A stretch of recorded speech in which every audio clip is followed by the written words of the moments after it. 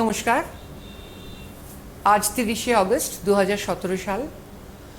নাট্যশোধ সংস্থানের পক্ষ থেকে আমরা প্রখ্যাত মঞ্চাভিনেত্রী শ্রীমতী মায়া ঘোষের ইন্টারভিউ নিচ্ছি। ইন্টারভিউ নেবেন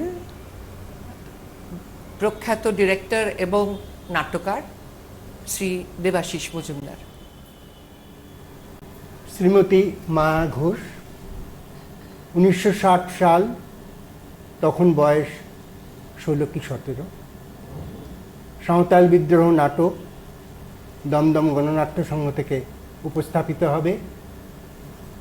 অজিতেশ বন্দ্যোপাধ্যায়ের নাটক, নির্দেশনা, একটি জটিল চরিত্র তুফানিতে মায়া ঘোষ। কেমন লাগছে গো বউ দিদি?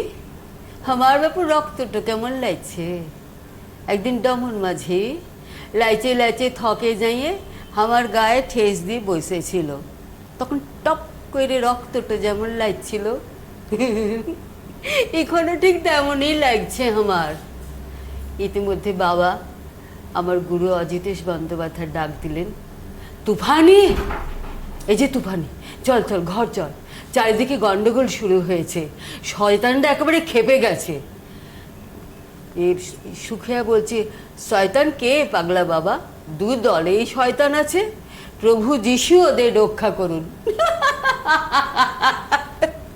দু দলে যদি শয়তান থাকে তাহলে তোমার একা ঈশ্বর কোন দিক সামলাইবে বাবা? আমি বলি কি, তোমার ঈশ্বর তার চাইয়ে যে দলে সবগুলানি শয়তান, ওই মাতাল হাতি খেপানো সান্তাল শিকার করা সাহেব, জিমিদার আর সাহুকার গুলানকে দেখ কেনে শেষ কইরে পাইরবে।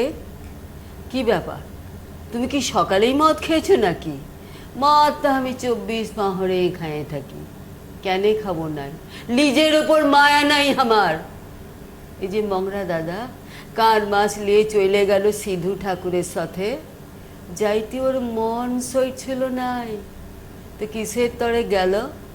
তোমার তরে, এই ঘরটু তরে, জিমিদারতে তরে, নিজের ভাই ভাই সন্তালদের তরে কত মায়া উয়ার। আর বলো, আজ যদি আমাকে লড়াইয়ে যাইতে হয়, আমি কিসির তরে যাব?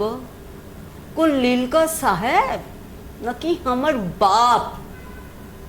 মা ছিল সান্তাল, জন্মে কাকুকে দেখলাম নাই, এতগুলান বছর গিলাম, যিশু ভজলাম, না সুখ না সুস্তি, মদ খায় নাচি তো মনে হয় বাইচে আছি। মা তুফানি, কেন এত কষ্ট পাও? আমি তো তোমার কোনো কাজে কখনো বাধা দিইনি, তুমি যখন যা করতে চেয়েছো আমি করতে দিয়েছি। সি তো আমাকে শুধু আর কাঠি করো এই জন্যে। এই যে তুমি সান্তালদের সাথে হাড়িয়া খাও, মাদল বাজাও, লাচো, সে কি তোমার লিজের জন্যে? সে তো সান্তাল গুলানকে আর কাঠি কইবার জন্যে। Tufani, are you going too far? হ্যাঁ বাবা, মনটা লাগছে, মাথাটা আমার ঠিকই আছে, বড় আঁতে লাগছে না বাবা? দেখো না তুমি, আমি তোমার কত আদইরা বিটি, ইমন কথা তো বলি তোমাকে না, এরকম উল্টো পাল্টা কথা তুমি আমার সম্পর্কে কখনো বলবে না। তা বটে, যার যার ধর্ম, গুলামি বলতে রাগলে লয় কেন? যখন দমন মাঝি আমাকে বিহা করার তরে তোমাকে খুঁজেছিলে, কেন তুমি বললে সাহেবের বিটির সাথে সান্তালের বিয়া হবে নাই? কি বলো, সে যে চলে গেল রানীগঞ্জের কয়লা খাদে কুলি খাইতে, আর হইলে নাই আমরা double. My poor child is all my fault. Forgive me. কি বলছে পাগলা সাহেব, কি বলছে তোকে? বলছে 10 হইছে, 10 ইমনি 10, তারও কত হইছে উয়ার? 10 হইছে আমার। তখন যদি আমি উয়ার কথা না মানতাম, যদি দমনের হাত ধরে বের হয়ে যেতাম। কি বাবা কাঁদছো? কার দুঃখে কাঁদছো তুমি? আমার দমনের না তোমার ঈশ্বরের কথায়? এই নাটক আমার গুরু 22-23 বছর বয়সে লিখেছেন। এটা 44-45 সাল থেকে হচ্ছে। আমি ছিলাম 4 নম্বর তুফানি। মানে তখন তো মেয়েদের থিয়েটারে আসা এতটা সহজ ছিল না। প্রথম মেয়েটির বিয়ে হয়ে গেছে, আরেকটি মেয়ের বিয়ে হবে হবে কথা হচ্ছে, তা তাকে তুলে নেওয়া হয়েছে যদি বিয়ে ভেঙে যায়। আমি করার আগে শ্রদ্ধা রেবা রায়চৌধুরী, গণনাট্যের বিখ্যাত অভিনেত্রী, তিনি করছিলেন। তা তিনি তো তখন খুব ব্যস্ত ছিলেন, অনেকগুলো ইউনিটের সঙ্গে জড়িয়েছিলেন। তো উনি বললেন, যে কটা শো নিয়েছো আমি করে দেবো, কিন্তু এরপর আমি আর করতে পারবো না, আমি খুব ব্যস্ত। তখন ওরা জোর তল্লাশি চালিয়ে একটা পাড়ার থিয়েটার থেকে আমাকে শঙ্কর ঘোষ আমাকে নিয়ে এলেন ভারতীয় গণনাট্য সংঘে। তা আমি যেদিন গেছি দেখি আমার গুরু বসে আছেন, দেখে একটা লম্বা মানুষ, তখন ওই বুশ শার্ট আর ট্রাউজার পরতেন, যেটা পরবর্তীকালে নাট্যকারের সন্ধানে 6টি চরিত্রের কস্টিউম হয়েছিল। হ্যাঁ, আর আমার চশমাটা পরেছিলেন। আমার চিরকালই চোখ খারাপ, তখন আমার চশমা, তো আমি বললাম, অজিতদের মেয়েদের চশমা এটা কি করে পরবেন? বলে, এই থিয়েটার, প্রফেশনাল থিয়েটারের মানুষদের আপনি চেনেন না, ওরা অদ্ভুত অদ্ভুত সাজ পোশাক করে, রঙিন পাঞ্জাবি পরে, এখন তো কোনো ব্যাপার না, কিন্তু 60-এর দশকে এটা বেশ ছিল। তো আমার যতদিন আমি ছিলাম নান্দিকারের নাট্যকারের সময় আমার চশমাটি উনি পরতেন, যেহেতু আমি অভিনয়ের সময় আমার চশমা থাকতো না। তা বলে আমি গিয়ে দাঁড়িয়েছি, তখন শঙ্করবাবু বললেন যে এই মায়াকে এনেছি। শঙ্করদা আর অজিতদা দুজনে প্রায় একই বয়সী, আমি মানে অজিতবাবু বলতেন, উনি শঙ্করবাবু বলতেন। তা আমাকে দেখলেন, দেখে বলছেন, বাহ সুন্দর মানাবে, বসুন। আমার চেয়ে তো 9 বছরের বড়। আমি না না, আমাকে আপনি করবেন না। বলছে, আহা হয়ে যাবে, বসুন। বসে আছি, তখন দেখি একজনের সঙ্গে লেখালেখির কাজ করছে, আমি এদিক ওদিক তাকাচ্ছি যে বাবা রিহার্সাল হবে, আর সব কোথায়, আরেকটি মেয়ে আছে তা সেই বা কোথায়? দেখা দেখেই আমাকে বলছে যে কি বাকিদের খুঁজছেন, এটা তো 4 বছর ধরে হচ্ছে, সুতরাং করবো আপনাকে নিয়ে, সবাইকে নিয়ে 3 দিন রিহার্সাল। আমাকে একটা সান্ত্বনা দিলেন। টোটাল 5টা রিহার্সাল করেছিলাম আমি। করে প্রথম শো আমার হচ্ছে কাকদ্বীপে, একটা বিশাল মানে বড় মাঠের অভিনেত্রী আমি হব, তো সেদের প্রায় 10,000 দর্শকের ভেতরে কাকদ্বীপে এখানে আমার উদ্বোধন হলো অজিতের হাতে। তা আমি গিয়ে বলছি, কোথায় নাটক হবে? কিছুই তো নেই, চেয়ার নেই, কিছু নেই। দেখি একটা খালি চট পাতা, মানে বিশাল একটা জায়গায়। বলছে এইখানে রাত্রেবেলা ভর্তি হবে। আর আমার চেয়ার, বলে এদের চেয়ার লাগে না। তা আমি খালি বলছি, চেয়ার কোথায়, বসবে কোথায় ওরা? সুতরাং তখন হয়তো যেহেতু যেগুলো করেছি ছোট ছোট জায়গায় চেয়ার এসে গেছে, আগে এসে নাই করা থাকে, হ্যাঁ, কিন্তু এখানে চেয়ার নেই। তো যা আগে তো সেখানে এরপর তো যা নাটক হয়েছে সেগুলো আমি যাচ্ছি না। আমাকে নিয়ে যেটা হয়েছে সেটা বারবার যখন আমাকে মেকআপ করিয়ে দিল, বললেন না না, ওকে বেশি মেকআপ দেবেন, এমনি ফেয়ার রং আছে।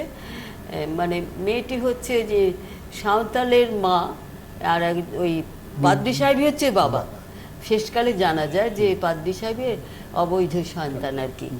তো বলছে রংটা ও যা আছে থাক, খালি ও এমনি যেগুলো সাঁওতালরা আঁকাই মাকা করে ওই রকম, আর চুলটা চুড়ে করে মেয়েদের সব দিয়ে দিল, মানে পুঁতি এসব দিয়ে দিল। দেব যে বা খুব সুন্দর বানিয়েছে, এবার পাটা উতরে দিন। মানে আমাকে আপনি করেই করে যাচ্ছেন। আমি ততবার বলছি, না না আমাকে আপনি করবেন না। তা বলছে আহা হয়ে যাবে। তো হয়নি, বছরখানেক লেগেছে আপনি থেকে তুমি করতে। কত বয়স পর্যন্ত করেছেন তুফানি? তুফানি আমি 51 বছর বয়স পর্যন্ত করেছি। তার মানে আপনি যখন 16 ছিলেন, 16 থেকে 51 বছর বয়স পর্যন্ত তুফানি করে গেছি। আর একটা জিনিস আমরা বোধহয় জানতে পারি এখান থেকে, যে আপনি যখন তুফানি করছেন তখন একটা কোথাও গণনাট্য সংঘের সঙ্গে সংযোগ ছিল। হ্যাঁ হ্যাঁ, সেই কারণে, আদর্শগত কারণেই আপনি বোধহয় কোনো টাকা পয়সা কি হবে না হবে এইগুলোর কথা ভাবেন না, কখনো ভাবেননি।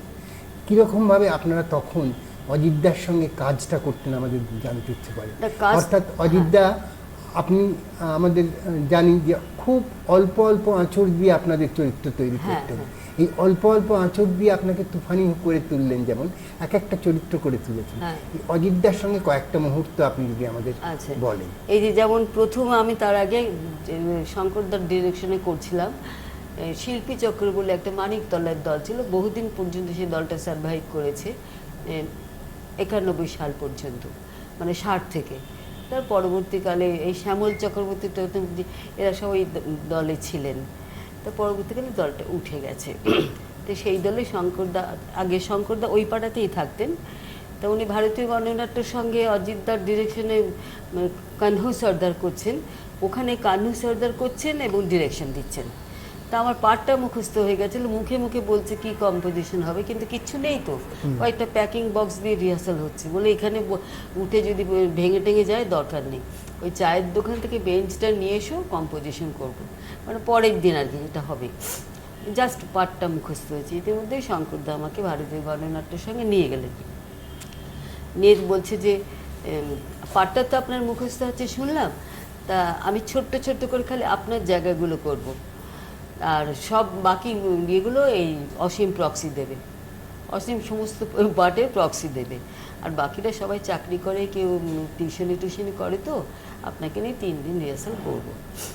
তা আমি বসে আছি, তা বলে যে প্রথমেই তো আপনি জানেন তো রস্টাম থেকে লাফ দিয়ে নামছেন, এই মেয়েটির এমন জীবনী শক্তি, রস্টামের সিঁড়ি আছে, সিঁড়িতে সে কখনো পা যায় না, ওই ওপর থেকে লাফ দিতে নামে, ওপর থেকে লাফ দিতে নামে, মানে জীবনী শক্তিটা বোঝাবার জন্য এই মেয়েটা। তো প্রথমেই এসে ওই রস্টামের উপর মানে সারা রাত ধরে বিভিন্ন জায়গায় নেচে বেরিয়েছে, তো নেচেছে, গান গেছে সাঁওতালে, মানে খুব ডিম্যান্ড ছিল মেয়েটির। তা ওইখানে শুয়ে পড়ে বলছে টুকচা জল দা তো গো বৌদিদি। তা যেই জলটা নিয়েছে মেয়েটা উঠে বসেছে, নিয়ে নামছে জলটা নিতে, নিয়ে তখন বলছে যে মানে চতুর্পাশে এই যে হচ্ছে রাত্রিবেলা সমস্ত সাঁওতালরা ছোটো ছোটো অস্ত্র বানাচ্ছে ঘরের ভেতরে, আর ইয়াং ছেলেমেয়েরা বাইরে আগুন জ্বালিয়ে নাচানাচি করছে, সাহেবেরা ভাবছে যে বাইরে নাচানাচি হচ্ছে, আসলে কিন্তু অস্ত্র বানাচ্ছে। রাতের অন্ধকারে মানে মাইলের পর মাইল গায়ে পাতা লতা গাছ এসব বেঁধে হেঁটে এক জায়গা থেকে আরেকটা জায়গায় জড়ো হচ্ছে একটা সংঘর্ষের জন্যে। তো এই সমস্ত ব্যাপারটা মেয়েটাকে খুব উত্তেজিত করেছে। নিয়ে জলটা খেয়ে ঘটিতে ছুঁড়ে দিয়ে তারপর না না না আগে লাভ দিয়ে নামো, থামিয়ে দিলেন।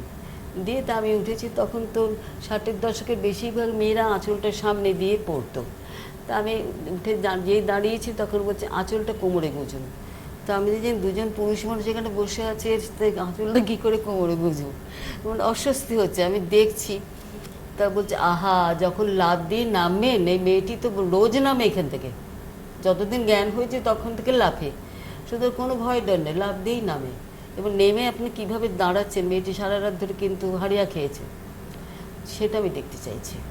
তা আমি কোমরে দিয়ে চেয়ারটায় উঠলাম, চেয়ারটা যে লাভ দিয়েছে, আমি তার আগে যে গোটা নাটক করেছি কোনো মেয়ের মাতাল দেখি না, এখন তো রাস্তাঘাটে খুব দেখি, তখন দেখিনি, পুরুষ মাতাল দেখেছি। তা সে তাদেরই নকল করে নেমে খুব টলাটলি করছি, আর অজিতদাও হাসছে, দেখে অসীমদাও হাসছে। অজিত নিজে সোজায় কে হচ্ছে কে বলে নিজেও হাসছে। তা আমার খুব রাগ হয়ে গেছে যে নিজে হাসছে আবার ওকে বকছে। তা বলছে আহা না না, যে মেয়েটি সারা রাত হারিয়া খায়, নাচানাচি করে, এ তো রোজ বলছে না যে আমি তো 24 ঘন্টা মদ খাই, সে তার কাছে এটা কোনো ব্যাপার না। আচ্ছা আবার লাভ দিন, আর আমি যখন বলবো যে থামুন দেখুন, পেটের ওপর থেকে দেখবেন, ঠিক আছে? তা আমি উঠে দাঁড়িয়েছি, লাগছে থামুন দেখুন, যে দাঁড়িয়েছে পাটা শক্ত করে দাঁড়িয়েছে আর এটা একটু দুলছে, বলছি এইটুকুন হবে। মাতাল শিখিয়ে দিলেন, প্রথম দিনে আমাকে মাতাল শিখিয়ে দিলেন, বলে এই মেয়েটির জন্য এটাই। এবং প্রথম দিকে যখন খুব দৌড়ি করে 2-1 বার ওটা হবে, তার পরের দিকে আর দরকার নেই, কেননা মেয়েটি অন স্পট একটা মানুষকে রস্ট্রামের উপরে সে দাঁড়িয়ে আছে, ও মানে একটা অন্যায় করে পালাচ্ছিল, ও একজনের কাছ থেকে তীর ধনুক নিয়ে মারলো, বলে হাত যদি টলাটলি করে ও মারবে কি করে, তাই না? তীর তো বেরিয়ে যাবে। খুব ভালো। তো এই যে অজিতদার এই ভঙ্গিটা আপনার পরবর্তীকালে অনেক নাটকের ক্ষেত্রেই আপনি পেয়েছেন। হ্যাঁ, বিশেষত আমরা বলবো নাট্যকারের সন্ধান, বা তারপরে মঞ্জুরি আমির মঞ্জুরি এই কারণে বলছি, সেইখানে আপনার সঙ্গে অজিতদার যে কথাবার্তা বা যে সম্পর্কগত জায়গা, হ্যাঁ, হ্যাঁ। সেখানটা একটা অন্য ছবি তৈরি হতো, অন্য একটা কি বলবো রং তৈরি হতো মানে মঞ্চের এদের মধ্যে। ভেতরে যে একটা চাপা ভালোবাসা ভালোবাসা, আছে, গোটা নাটকে কখনো সংলাপ নেই, সংলাপ নেই। কিন্তু কয়েকটা দৃষ্টি, কয়েকটা মুভমেন্ট দিয়ে বোঝানো যায় এরা দুজন দুজনকে ভালো। কিভাবে করতেন আপনারা? সেটা মানে অজিতদার কাজের পদ্ধতিই ছিল উনি নিজে রিহার্সাল করবেন না, ওনার জায়গাটা ফাঁকা থাকবে, এটাও একটা প্র্যাকটিস যে ওইরকম একটা মানুষ, ওনার জায়গাটা ফাঁকা থাকবে, উনি সামনে বসে রিহার্সাল করাচ্ছেন, কম্পোজিশন বলছেন, কিন্তু কখনো একটা লাইন নিজে বলে শেখাননি যে এরকম করে বলুন। অসম্ভব সময় নিয়ে মানে রিহার্সাল করাতেন। হয়তো একদিন আমার এক পাতা রিহার্সাল হলো, আর হলো না 3 ঘন্টায়, যে এক পাতায় আমি পারফেক্ট করে করব। সেই জন্যে উনি সামনে বসে রিহার্সালটা দেখছেন, কম্পোজিশন বলছি, এক্সপ্রেশন সব কিছু করতে হতো। যে বাড়িতে কি করবেন, এখানে তাহলে কী করতে এসেছেন, তাহলে বাড়ি যান। কেউ যদি বলতে বাড়িতে কোনো, খুব রেগে যেত, বলে পুরোটা হয়ে গেলে বাড়িতে হোমওয়ার্ক করবেন, এখন কিসের। সেই জন্য যেটা করবে সুতরাং ওখানেই আমাকে করে সব দেখাতে হবে। তা প্রথমে ওই ওনার জায়গাটা ফাঁকা আছে, উনি নিজের ডায়লগটা ওখান থেকে থেকে বলছেন। যেমন উনি ওখানে দাঁড়িয়েছেন, ও মুখে বলছেন আমি এই সময় মায়ের কাছে গেলাম, মায়ের কাছে গেলাম, এবার এরপর আমি নিচু হয়ে গিয়ে নিমাইদার কাছে গেলাম, নিমাইদাকে নিচু হয়ে কী যেন একটা বললাম। এগুলো আমাকে ইমাজিন করে করতে হবে সবাইকেই। যে উনি দাঁড়িয়েছেন, গেল আমার পাশ দিয়ে, দেখছি তারপর কী বলছিলেন, মানে এগুলো সব মানে তিনি নেই, এটা করতে হচ্ছে প্রায় সিনেমার মতো। সিনেমার মতন। আর্টিস্ট নেই কিন্তু ও করে যাচ্ছে, পরে তিনি বড় আর্টিস্ট তো আসবেন, দাঁড়াবেন, হ্যাঁ, তো সেরকমই আর কি। তো এটা করে আমাদের খুব সুবিধা হয়েছে। তা একদিন আমাকে বলছে না না আমি বোধহয় অতটা বেটে নই, বলে উঠে এলেন, এবার হাইটটা দেখালেন যে হাইটটা কতখানি হবে, মানে এতটাই নিখুঁত হতেন উনি। কিন্তু সম্পূর্ণটা বার করবার চেষ্টা করতেন অভিনেতা বা অভিনেত্রী। একদম কখনো নিজে বলছি তো একটা লাইন উনি নিজে বলতেন না, এটা দম নিন, এটা লম্বা করে বলুন, এটা বোল্ড করুন, এটা তাড়াতাড়ি বলুন, এখানে স্টপ করুন, মানে এই রকম লাইন অ্যাক্টিং করাচ্ছে। যার জন্য এখন মানে এই বয়স পর্যন্ত দেখবে আমার কখনো শ্বাসের অসুবিধে হচ্ছে, ডায়লগ বলতে হয় না, এই প্রসেসগুলো শিখে নিয়েছি। একই রকম ভাবে আমরা বলতে পারি যে 51 বছর বয়সে যখন তুফানি করছেন, তখনও সেই লাফিয়েই আপনি লাফিয়েই নামছি, অর্থাৎ সেই একই রকম একই ভঙ্গি রাখছেন। একই ভঙ্গি, এই যে একই ভঙ্গি রাখছেন, সেইটাকে আমরা যদি বলি 60-এর দশকে যখন নান্দিকার শুরু হচ্ছে, তখন আপনারা যারা একসঙ্গে মিলিত হয়ে কাজটা করতেন, তাদের মধ্যে একটা অন্য উদ্দীপনা ছিল। সেই উদ্দীপনাটাও একটা কোথাও অভিনয় ভীষণভাবে ক্রিয়া করেছে বা কাজ করেছে আমরা বলতে পারি। সেইখানে আপনার অভিনেত্রী হিসেবে চারপাশে কিন্তু খুব বেশি মানুষকে আপনি পাচ্ছেন না, পাচ্ছি নাই তো। এবং তৃপ্তিদি ছাড়া, শোভাদি ছাড়া আর তেমন কোথায়, মমতাদি খানিকটা আছেন আর খানিকটা রেবাদি আছেন, এরা আছে, সাধনাদি আছেন, চিত্রাদি তখন অতটা সক্রিয় না, করছেন কিন্তু তখন ওই পার্থপ্রতিম চৌধুরীর দলে কাজ করতো। এইরকম একটা সময় আপনার কাজ করতে গিয়ে সামাজিকভাবে কি কোনো অসুবিধা হয়েছে?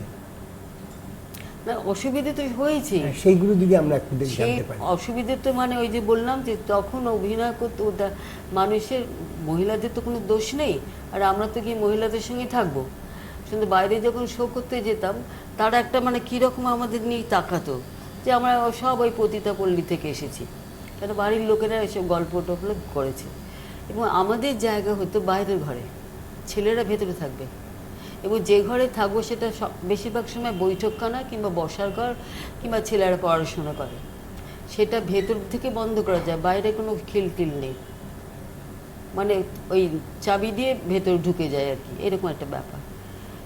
তাতে এক একটা নাটকে নাট্যকারের অনেকগুলো মেয়ে ছিল, 4টে মেয়ে ছিল, কিন্তু যে নাটক আমি একা, সেখানে আমার খুব ভয় করতো যেটা সারা রাতে একা একা বাইরে থাকবো।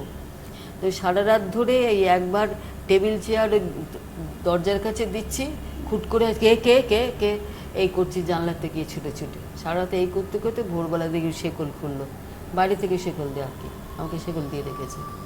আমি যে বেরিয়ে গিয়ে পুরুষদের যে খারাপ করবো তো তার কোনো উপায় নেই, সুতরাং বাড়ি থেকে শেকল দিয়েছে। মানে এইরকম আমাদের উপর ব্যবহার করা হতো। ছেলেদের সব খাইয়ে টাইয়ে দিয়ে এসে আমাদের দিচ্ছে, এবং হাতে করে হাতা টাতা সব ওখানে রয়ে গেছে। তা আমি একদিন বলছি যে এ কি হাতে করে ঝোল দিচ্ছে কেন, ঘেন্না লাগে না? বলছে আপনাদের আবার ঘেন্নাল কি? বলে আমি খাওয়াটা ছেড়ে যে উঠে পড়েছি, দেখি তাপসী আমার বন্ধু বলছে বস বস। তা বলছে না হাতাটা ওখানে, বলছি সেটা বলতে পারতো, তুমি ওটা বললি কিসের জন্য? তখন ও চলে যাওয়ার পর আমি বলছি ওর তো দোষ নেই, বাচ্চা ছেলে, 18-19 বছর বয়স, বাড়ির লোকের এইসব গল্প করে ওদের কাছে, যেটা সব খারাপ মেয়ে ছেলে ইত্যাদি প্রভৃতি। মানে এইরকম একটা জায়গা থেকে আমাদের বাথরুম দেবে না। আমরা যদি বলি বাইরে যাব, সায়া পরে এসো, বলে কি একটাই তো সায়া পরে গেছি, তা সুতরাং সায়া পরে বলে ওটা কেচে আসবে। তা তাদের বোঝাতে পারছি না, টয়লেট আনোনি? আমরা বলছি টয়লেটে যাব, তো বলছি কেন টয়লেট আনোনি? আমি বলি টয়লেট আবার আনা যায় নাকি? তখন আমার বলছে না না, মানে তখন বাংলা করেই বলতে হলো যে কি করতে চাই। ও তাও তুমি কেন, আমার ওখানে মানে সরস্বতী পুজো হয়েছে তো, সরস্বতী দেবী আছেন, শুধু সেই ঘরে ওই বাথরুম থেকে আমি আসতে পারবো না। মানে তারা যাবে, কিন্তু আমরা তো খারাপ মেয়ে ছেলে, সুতরাং আমাদের কোমর পর্যন্ত ধুয়ে শাড়িটি কেচে আসতে হবে। এটা 60-এর দশকে, 60 থেকে 70 পর্যন্ত। 70 পর্যন্ত। তাহলে আমাদের এখানে একটা জিনিস আপনি বলুন, যেখানে গণনাট্য সংঘ যুক্ত আছে, এটা সত্ত্বেও থিয়েটারের ক্ষেত্রে রাজনীতি সেইভাবে কিন্তু কোনো সক্রিয় ভূমিকা পালন করতে পারলো না, করতে পারল না। সেই কারণেই কি খানিকটা অজিতদা সরে গেলেন গণনাট্য থেকে, আপনি সরে গেলেন, অর্থাৎ একটা নান্দিকার তৈরি হলো সেই জায়গা থেকে। আর নান্দিকারে যখন তৈরি হলো, তখন আস্তে আস্তে আপনি কিন্তু আবার সম্মান পেতেও আরম্ভ করলেন, করে মানে নাট্যকার থেকেই আমি পেতে আরম্ভ করেছি, মানে ইয়ের কথা, শ্রমিকদের কথা স্টার হয়ে গেলাম, স্টার হয়ে গেল। আমি জানি নাট্যকার সম্পর্কে, আমি যদি আমাকে অনুমতি দেন তাহলে আমি কথা বলি, আর যদি অনুমতি না দেন তো কথা বলি না। আমি নাট্যকার থেকে এখন কথা বলতে চাইছি না, আমি বলতে চাইছি না। আমি বরং আবার ফিরে যাই, না ওর মানে প্রোডাকশনের কাজটা কিভাবে সেটা বলবো, সেটা বলুন। আমি আমার দেখা একটা কথা বলে আপনাকে আরেকটু উস্কে দিতে পারি। সেটা হচ্ছে যে আমি তখন খুব, আমার বয়স কম, আপনাদের মনে আছে শিবপুরের একটা আপনারা অভিনয় করেছিলেন জুট মিলের মাঠে, হাওড়ায়। হ্যাঁ, সেখানে আমি দেখেছিলাম খয়েরি রঙের একটা কোট মতন জাতীয় পরে একটা লম্বা মতন মানুষ এসে উঠতেন মঞ্চে, আর মঞ্চে সব এরা ঘুরে বেড়াতেন যারা, তারপরে আস্তে আস্তে করে সেটটা লাগানো হতো। এই যে অভিনব একটা কাজ হচ্ছে, এটা সেই অল্প বয়সে মনে হয়েছিল। আপনারা, আমার মনে হয়েছে একদিকে শম্ভু মিত্রের তখন একেবারে চূড়ান্ত সব কাজগুলো হয়ে গেছে, আরেকদিকে উৎপল দত্ত, তিনিও কাজ করেছেন। এর মধ্যে এসে আপনারা যখন দাঁড়াচ্ছেন, সেই দাঁড়ানোর ক্ষেত্রে আপনাদের কতটা শিল্পগত জায়গা থেকে লড়াই করতে হয়েছে, কতটা নিজেদের প্রতিষ্ঠার জায়গা থেকে আপনাদের লড়াই করতে, সেটা কিন্তু নাট্যকারের সন্ধানের ছোট চরিত্রের দিক থেকে বলতে গেলে আমরা বলতে পারি কোথাও আটকে যাচ্ছে, দর্শক আটকে যাচ্ছে, দর্শক নিতে পারছেন না, আবার দর্শক নিচ্ছে না। এই যে দুটো হচ্ছে, এই জায়গাটাকে আমাদের একটু পরিষ্কার করে যদি বলেন। তা ওটা তো নাটকের ভেতরে নাটক, আর জীবনে যা হয় তার নাটকে দেখানো যায় না, বা নাটকে যা হয় জীবনে করা যায় না, কিছু বাধা থাকেই। তো সেগুলো দিয়েও মানুষ সবচাইতে যেটা চায়, যে ভদ্রলোক বলছে না যে আমি মেয়েটিকে এনজয় করতে চেয়েছিলাম, এই জন্য আমি তো তখন জানতাম না যে আমার আগের স্ত্রীরও মেয়েটির মানে কথা হচ্ছে যে তুমি জানতে না ঠিকই তোমার স্ত্রীর এটা পরের পক্ষের মেয়ে, কিন্তু একটা কম বয়সী মেয়েকে নিয়ে তুমি একটা বদমেশি করতে যাচ্ছিলে, এটা তো অন্যায় তোমার বয়সে করতে, সেটা কেন করলে? সেখান থেকে মেয়েটি ঝড়ে করছে বারবার, মানে বলছে যে তুমি যখন জানলে যে তোমার স্ত্রী দ্বিতীয় পক্ষের আমি মেয়ে, ঠিক আছে, এখন তুমি বলছে যে আমি জানতাম না বলে করে ফেলেছি, কিন্তু একটা এই মেয়েটি যদি অন্য কারোর মেয়ে হতো, যে কাজটা তুমি এই বয়সে গিয়ে করছিলে সেটা খারাপ, তো সেটা স্বীকার করো। এইটাই তখন একেবারে নতুন ভাবনা বলে মনে হচ্ছে। অর্থাৎ এবং আমি যে চরিত্রটা করলাম তার আগে মঞ্চে ওই ধরনের চরিত্র কেউ করতে সাহস পেত না, যেটা প্রথম শোয়ে যেটা কেয়াকে দিয়ে অজিতদা করিয়েছিলেন, আমার বেলায় কিন্তু সেটা করলেন না, কারণ আমি চিরকাল একটু পাতলার দিকে আর কেয়া একটু ভারীর দিকে আর কি। সুতরাং কিছু বডিলি যে কাজ মেয়েটিতে একেবারে শেষ হয়ে গেছে, যে পয়সার জন্য যা খুশি করবো এইরকম, যার জন্য আমাকে কোনো মেকআপ নিতে দিতেন না, খালি শীতটা আমি বাঁদিকে করে চুলটা উল্টে দিতাম। এবং আমার মানে চুল আজরা বড় ইয়ে ছিল না, তখন মাথায় খুব বেশি চুল ছিল, ছেড়ে দিতাম, ওই সারাদিনে শেকলের মতন হয়ে থাকতো, ওটাই থাকতো, মানে চুল আঁচড়াবার মতনও তার উৎসাহ নেই, কিন্তু ওই পয়সাটা চাই খারাপ কাজটা করে, মানে এতটাই সে গেছে নিজের প্রতি। আর কোনো বলছে না, নিজের প্রতি আমার কোনো ভালোবাসা নেই, আমার কোনো ইয়ে নেই, আমার খালি যা করার করুন, শুধু টাকাটা দিন। এই যে চরিত্রটা, এই চরিত্র থেকে আপনি আবার যখন আসছেন আমাদের মঞ্জুরিতে, বা তারপরে যখন একাই আসছেন, এই যে চরিত্রগুলো এক এক করে গড়ছেন, তখন আপনার মানসিকতার জায়গা থেকে একটা জায়গা তো আছে, কেয়ার চক্রবর্তীর কথা বলছেন, কেয়াদিকে আমরা জানি কেয়াদির একটা পড়াশোনার একটা ধার ছিল, কিন্তু আপনাকে আমার জানা, এটা আপনি জানেন কিনা আমি জানি না, এটা বোধহয় বলা যায়, শম্ভু মিত্র মশাইকে প্রশ্ন করা হয়েছিল যে একটা চরিত্রের জন্যে কেয়া এবং মায়া আছে, কাকে আপনি বেছে নেবেন? উনি বলেছিলেন আমি মায়াকে নেব। মায়া থিয়েটারের মেয়ে। মায়া থিয়েটারের মেয়ে। তো এইকে বলার মতন জায়গায় মায়া কি করে গেল, এটা আমাদের জানতে ইচ্ছে করে। ওই যে বললো আমি মানে খুব ডাকাবুকো ছিলাম, অজিতদা খালি বুঝিয়ে দিতেন চরিত্রটা, যখন ওনার বোঝানো ছিল, মানে একটা ছবির মতন পুরো চরিত্রটা বুঝিয়ে দিলেন।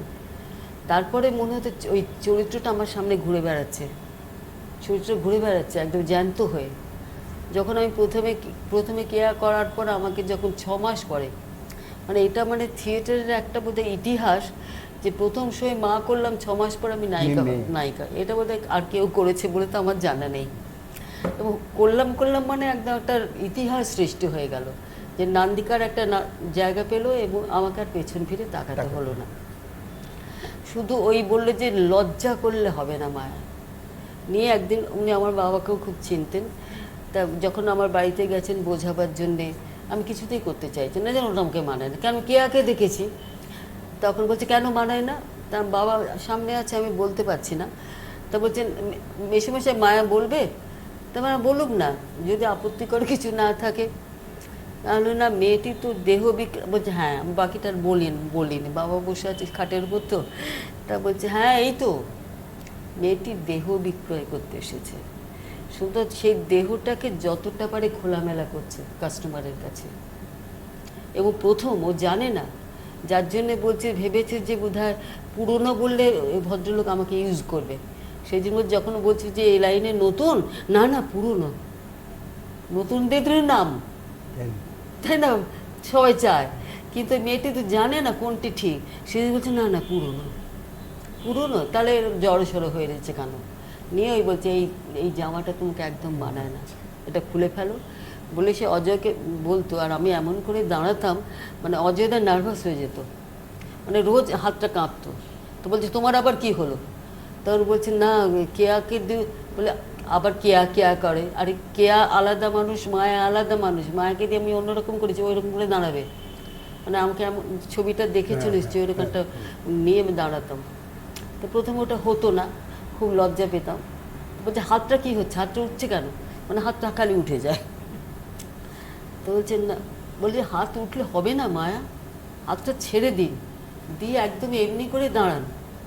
আর বুঝতেই পারছো যে 19 বছর 6 মাস আমার বয়স, ওই সময়ের বয়সটা, ওই মেয়েটা যাই যত বিচ্ছিরি দেখতে হয়, 19 বছরের একটা মেয়ে, তো সুতরাং করতে খুব অসুবিধা হচ্ছে। কিন্তু যখন করলাম আর পেছন ফিরে তাকাবার উপায় নেই, তখন অজয় তো তখন কাঁপতে আরম্ভ করেছে, এই জামাটা বলছে কি তোমার আবার কি হলো, নিয়ে তো না মা এরকমই করবে, আমি ওকে বলেছি রোজ রিহার্সাল এটা করবে, আর তুমি পারবে না করতে। এবং নার্ভাস এমনই হতো যে আমি প্রথম যে শোটা করি, তখন তো দলের পয়সা ছিল না, আমার মায়ের একটা পিও সিল্কের শাড়ি ছিল, তো সেটা পরে একদিন গেছি, বলছি এই শাড়িটা পরে কোটা হয়ে গেল। অজয়দা এমন জোরে টানতেন, এখান থেকে খালি এখানে ইয়েটা সেফটি দিয়ে করা থাকতো, পুরো ছিঁড়ে গিয়ে খালি পাড়ের কাজটা ঝুলছে, অজয়দার কাছে আঁচলটা আমার কাছে। আমার তো হাত ট্রেন করার কথা, তাহলে যে হাতটা যদি ছেড়ে দিই তাহলে তো কাপড়টা পড়ে যাবে। সেজন্য বুদ্ধি করে এটা ধরে নিয়েছি, নিয়ে অ্যাক্টিংটা করে গেছে। আর খালি ভাবছি যে তো অজিতদা বকবে, তাহলে বকলেও কিছু করার নেই, তাই না? একটু করে গেছি। অজিতদার কাছে খবর চলে গেছে যে মা এমন করে অজয়দার কাপড় টেনেছে যে কাপড় ছিঁড়ে বেরিয়ে গেছে। তো উনি এসে উঁকি মেরে সে জায়গাটা দেখলেন। তো আমি বেরিয়ে বলছি, আর অজয়দা খুব নার্ভাস, কি মায়া লাগেনি তো, মায়া লাগেনি তো? ওই দিক থেকে অজয়দা বলছে, আরে লাগবে কোথায়, তুমি কোথায়, মায়া কোথায়? মায়া যদি বুদ্ধি করে কাঁপটা না ধরতো তাহলে আজকে একটা হাসি সিন হতো ওটা। তারপরে হচ্ছে আমার চিৎকার করো মা, চিৎকার করো, দীপালি দিদি বিশাল চিৎকার করে গিয়ে ওকে ধাক্কা দিয়ে সরিয়ে দেবে বাবাকে। বাবা গড়াতে গড়াতে একদম উইন্সের পাশে চলে যাবে। উনি আমাকে ছুঁয়ে ছুঁয়ে দেখছেন যে কোনো খারাপ কিছু করেনি তো রে, এরকম ছুঁয়ে দেখতে দেখতে পায়ের কাছে শুয়ে পড়ে কাঁদছেন। দৃশ্যটা শেষ হচ্ছে, আমি টলছি। তো অসাধারণ স্রেফ উনি বোঝাতে পারতেন, মানে বোঝানো, এরকম বোঝানো আমি দেখিনি, ছবির মতন গেঁথে দিতেন। সুতরাং ওটা প্রথম শো কী করেছে আমি জানি না, একটা ঘোরের ভেতরে করে দিয়েছি। কিন্তু যত শো যাচ্ছে, যখন সমুদ্র প্রথম শো দেখেছেন মিনার্ভাতে, আবার ১৭তম রজনীতে নিয়মবারে এসেছেন, তা আমি নমস্কার করে দাঁড়িয়ে আছি। তা আমাকে দেখে মেয়েকে খুব গয়না পরানো হয়েছে। তখন আমরা থিয়েটারে মেয়েরা জানি গয়না পরা ভালো না। হ্যাঁ, গয়না পরে তো বাড়ি ওরা কোথায় নিমন্ত্রণ, কিন্তু আমাদের চিরকালই গয়নাটা নয় পড়ি না। আমার খুব মন খারাপ যে গয়না পরিয়েছে মানে তো ভালো না। শুধু চুপ করে দাঁড়িয়েছি। সমুদ্রকে গাড়িতে তুলে দিয়েছে, অজিতদা এসে বলছে, কি খুব তো সুখ্যাতি খেলেন। তাহলে সুখ্যাতি কোথায় করলো? বললো যে গয়না। তো ও প্রথম শনি দেখেছেন তো, তারপরে ৯৯টা শো করে ফেলেছেন। চরিত্রটা নিজের হাতের তালুর মতন হয়ে গেছে। অনেক কিছু আপনি এর ভেতরে ঢুকিয়েছেন, সেইগুলোকে অর্নামেন্টস বলেছেন। এই সময়টা আমি আরেকটু জানবো, নাটক না, নাটকের বাইরে থেকে। সেটা হচ্ছে যে ৬৪ সাল লিলি বন্দ্যোপাধ্যায় আপনাকে একটা চিঠি দিচ্ছেন। না, আমি বলি তো, ভারতীয় গণনাট্যের সঙ্গে থেকে অজিতদা চলে গেলেন ঠিকই, কিন্তু ওদের সাঁওতাল বিদ্রোহটা নিজেদের মেয়ে ছিল, কিন্তু তারা বাড়ির মেয়ে, নানান প্রবলেম হতো, মাঝে মাঝে আমার ডাক পড়তো, আমি গিয়ে কাজটা করতাম। তারপর যখন ভারতীয় গণনাট্যের সঙ্গে ভাগ হলো, নিয়ে সাম্প্রতিক শাখা হলো, সাম্প্রতিক শাখাতেও আমি প্রথম নাটক একটি খুনের কাহিনী, এটা শক্তিপদ বন্দ্যোপাধ্যায়ের লেখা, সেই নাটকেও কিন্তু আমি অভিনয় করেছি। হ্যাঁ, সুতরাং আমার সঙ্গে উনি না বা ভাগের কথা বলছি না, আমি বলতে চাইছি না উনি কখনো বারণ করেননি যে ওটা আপনি ইচ্ছে করবেন, এটা কিন্তু আমি যে প্রশ্নটা আসছি সেটা হচ্ছে ৬৪ সালে আমরা দেখতে পাচ্ছি একটা চিঠি পাচ্ছি, যেটা লিলি বন্দ্যোপাধ্যায় লিখছেন, আপনাকে সদস্যপদ দেয়া হলো, আবেদন করে। এই যে সদস্যপদ পেলেন, আপনার নান্দিকারের সংগঠনটা তখন কি মনে হয়েছিল যে কোথাও বহুরূপী বা এলটিজি এইরকম, নাকি গণনাট্য সংঘের মতন সাংগঠনিক দিক থেকে তার চেহারাটা কীরকম ছিল? কারণ আমরা পরবর্তীকালে আবার ৬৪ সালের পরে ৬৬ সালের কথায় যাব, তখন আবার একটা ভাঙনের মুখের কথায় আসবো, তার আগে একটু জেনে নিতে চাইছি। না, তখন ছিল কি, এখন তো আমরা এই যে বলি, আমি যে দলে ৩০ বছর ছিলাম, গত বছর আমি চোখটা অপারেশন করছি, মানে দুটো চোখেই করেছি, একটা তো গ্লুকোমায় নষ্ট হয়ে গেল, দুবার অপারেশন করে কিছু করা গেল না। যে দল আমি ৩০ বছর করেছি তাদের ক্যাসেট সেদিন বেরোলো, আমার যেদিন অপারেশনটা হলো, তুমি ছিলে বোধহয় সেখানে, তার খবরটা পেয়েছে বিভাসদার কাছে, কেন সদীপ ছিলাম আমি অন্য থিয়েটারের ঘরে ছিলাম, কেন আমি তো একা, আমাকে কে দেখবে? তো ওখানে ছিলাম, ওই যা যা বাইরে থেকে হেল্প নিয়ে থেকেছি ১ মাস ধরে। তা বিভাসদা গিয়ে বলেছেন, মায়া আজকে আসতে পারবে না, আজ সকালেই মায়ের অপারেশন হয়েছে। তারপর আমি ১ মাস সেখানে ছিলাম, সেই দল থেকে কেউ এসে আমাকে খোঁজ নেয়নি কেমন আছেন, টাকা পয়সা তো দূরের কথা, কেউ খোঁজ নেয়নি যে আমি কেমন আছি। সুতরাং এই তো অবস্থা। কিন্তু তখন একটা পরিবারের মতন ছিলাম আমরা, কার বাড়িতে কি হচ্ছে চেহারা দেখে বলে কি আজকে বাড়িতে খুব গণ্ডগোল হয়েছে বাবার সঙ্গে, মানে এতটাই পরস্পরের ভেতরে ছিল। একটা কথা বললেই বুঝবে যে আমি যখন দল ছাড়লাম, ৩টে নাটকে প্রধান চরিত্র, নাট্যকার মঞ্জুরি যখন একা, ৩টে রমরম করে চলছে, সেই রকম সময় দল ছেড়ে দিলাম। তারপর 4 বছর পরে আমার বাবা মারা গেছেন। আমার বাবা তো শেষকালে 15 বছর অসুস্থ ছিলেন, উনি সবই জানতেন। তো সেদিন ওনার শের আফগান অভিনয় ছিল, মেকআপ নিয়ে বাইরে থেকে চেঁচাচ্ছেন মায়া মায়া করে, ওই রকম একটা গলা নিয়ে। আর আশেপাশের বাড়ি থেকে তো সব দেখছে অজিতেশ বন্দ তখন ইয়ে করে ফেলেছেন, হ্যাঁ হাটে বাজারে হয়ে গেছে, সেটা তো একটা দৃশ্য। আমি ছুটে বেরিয়ে এসে দিয়ে আমি কাঁদতে আরম্ভ করেছি। তখন থেকে আমি বাবার মতন করে জড়িয়ে নিয়ে, কতদিন ধরে কষ্ট পাচ্ছিল না মায়া, তাহলে উনি বেঁচে গেলেন। আপনার কষ্ট হবে ঠিকই, কিছু করার নেই, উনি মেসমশাই বেঁচে গেলেন। গিয়ে উনি ভেতরে গেলেন, মনে রাখেননি সেই কথাটা। কিন্তু এখন 30 বছর দল করার পরও মানে আমরা সে প্রসঙ্গ আসবো। আমরা তার আগে একটু জেনে নিই যে এই 64 সালে যখন আপনি সদস্য হলেন তার একটা ঘটনা, তারপরে 3টে নাটকে আপনি প্রধান চরিত্র করছেন, এতদ সত্ত্বেও আপনি 66 সালে বেরিয়ে এলেন। কেন বেরিয়ে এলেন, কি বৃত্তান্ত, আমি সেই প্রশ্নে যাচ্ছি না। আমি শুধু একটা কথাই জানতে চাইছি, পরবর্তীকালে আপনার মনে হয়েছে না বেরোলে বোধহয় ভালো হতো? হ্যাঁ, হ্যাঁ, কেননা সময়টা এতই দ্রুত পাল্টে যাচ্ছে পরবর্তীকালে, আর সেই সময় আমার যা বয়স, পরবর্তীকালে আমি মানুষের অনেকগুলো দলের সঙ্গে কাজ করছি, তো করতে করতে দেখছি বাবা এই তো সব দলই দেখি একই চেহারা, তাদের বোঝা যায় না। কিন্তু যেহেতু বড় দল তো তাদের তুচ্ছ ঘটনাও বাইরে বেরিয়ে যাচ্ছে, কেন অনেক লোক তো, সুতরাং আটকানো যাচ্ছে না। কিন্তু ছোট ছোট দলে এই গন্ডগোল হচ্ছে, মহিলা ঘটিত ব্যাপার, পয়সা কড়ির ব্যাপার, এবং আর্টিস্টদের না জানিয়ে ডেট ঠিক করা, যে তারও কাজ কম আছে নাকি সেগুলো জানাবার প্রয়োজন নেই। কিন্তু আগে প্রথমে এগুলো করা হতো, যে মায়াকে আগে জানা, মায়া কিন্তু বাইরের কাজ করে। পরবর্তীকালে এগুলো হচ্ছে যে আমাকে জানানো হচ্ছে কাজটা নিয়ে নিচ্ছেন। গ্রুপ থিয়েটার কটা পয়সা দিয়েছে, নান্দিকার আমাকে ওই 1 অ্যাক্টের জন্য 15 টাকা আর ফুল লেন্থের জন্য 25 টাকা দিয়েছে। এই তো, সুতরাং আমাকে বাইরে কাজ করতে হয়েছে। যেন অজিতদা বলছে মায়াকে বাইরে কাজ করতে হবে, ওকে আটকানো যাবে না। তবে ওর থেকে আগে ডেটটা নিয়ে নেও, মায়া বাইরে কাজ থাকলো, আমার যদি আগে ডেট দিই মায়া আমারটা করবে, আমি সেইভাবেই কিন্তু কাজটা করে গেছি। এই ঘটনাকে নিয়ে কি 74 সালে আপনি থিয়েটার ওয়ার্কশপ ছাড়তে চেয়েছিলেন? হ্যাঁ, এবং ওই একই ঘটনা বলছি ঘটছে, রিপিটেশন চলছে। কিন্তু তখন বিভাসদা আপনাকে জানাচ্ছেন যে আপনার মতন অভিনেত্রীকে দল ছাড়বে কেন, দরকার হলে দল তার নিয়ম কানুন বদল করবে, এরকম একটা চিঠি আপনাকে দিচ্ছে। এই যে পাওয়াটা, এই পাওয়াটা তখন একজন শিল্পী হিসেবে আপনি যথেষ্ট প্রায় 1 যুগের ওপর সময় কাটিয়ে দিয়েছেন, কীরকম অর্জন বলে আপনার মনে হয়? না, আমি বললাম তো পুরো ব্যাপারটা আমি অর্জন করেছি, যে আমার কাজ দিয়ে আমি থিয়েটারটাকে ভালোবাসি, আমি গ্রুপ থিয়েটারটাকে ভালোবাসি, ওখানে কোনো স্বার্থের জন্য যাইনি না। থিয়েটার ওয়ার্কশপে প্রথম থেকে 11 বছর পর্যন্ত আমি কিন্তু কোনো পয়সা করি নিয়ে নিই, গাড়ি ভাড়াও না, যেহেতু তখন অফিস পারে প্রচুর কাজ করছে এবং ভালো টাকা পাচ্ছি, শুধু দরকার হয় না। কিন্তু যখন আমি বাইরের কাজ কমিয়ে দিলাম, এদের শো বেড়ে গেল এবং আমার নানা রকম চাপ আসতে থাকলো, তখন আমি বললাম যে আমাকে কিন্তু গাড়ি ভাড়াটা দিতে হবে। তা গাড়ি ভাড়া দিত 11 বছর ধরে আমাকে ওই 150 টাকা করে দিয়েছে, আমার কোনো ইনক্রিমেন্ট হয়নি আর কি, 11 বছরে 150 টাকায় করেই দিয়ে গেছে। আমিও বলিনি, তারা চলে যাচ্ছে তো। ওই সেইখান থেকে ওই 11 বছর যে 150 টাকা করে পেয়েছেন না, সেখান থেকে আমার একটা ছবি উঠছে, সেটা হচ্ছে মুক্তাঙ্গনের ছায়া আলোর সেই চরিত্রের কথা।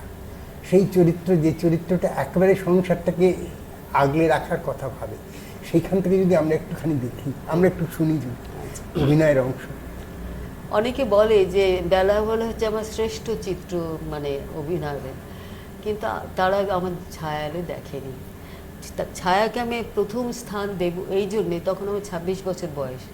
এখানে একটা ছবি আছে, দেখো খানিকটা তৃপ্তিমতের মতো লাগছে, যে আমার মুখকে ভাঙা যাচ্ছে না কিছুতেই, শক্তিদা ভেঙে ভাঙতে পারছেন না, শক্তি সেন। হ্যাঁ, যে একে আমার খুব ব্রাইট কালার, তখন আরও টান টান ছিল, কিছুতেই আঁকি বুকি দিয়ে বেড়ালের আঁচড় মাচড় দিয়ে কিছুতেই করতে পারছে না।